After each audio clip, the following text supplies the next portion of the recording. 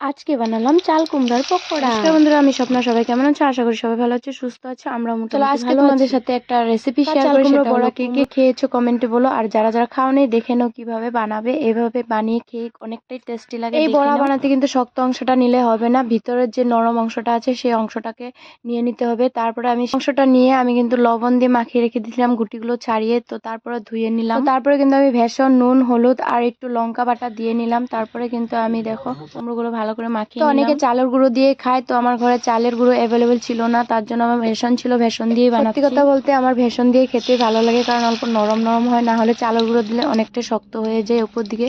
তো চালের গুঁড়ো আর ভেষণ কম্বিনেশন করে বানাতে পারো, অনেকটাই টেস্টি লাগে। আমার মা বানিয়েছিল, তো মার থেকে আমি খেয়েছিলাম, আর মার থেকে এই রেসিপিটা শিখে এসেছি। তারপর কিন্তু এদিকে আমি বড়াগুলোকে লাল লাল করে উল্টে পাল্টে ভেজে নিয়েছি, আর এইভাবে লাল লাল করে ভাজতে হবে। বড়াগুলো খেতে এত টেস্ট হয়েছিল কি বলবো, যার জন্য লঙ্কা বাটা দিয়েছিলাম, তার জন্য কিন্তু ঝাল ঝাল লাগছিল, অনেকটা খেতে টেস্ট লাগছিল। আর দেখো উপরটা একদম মুচমুচে আর ভিতরটা একদম নরম, খেতে এত টেস্ট হয়েছিল কি বলবো। এইভাবে তোমরা একবার ট্রাই করে দেখো, অনেক ভালো।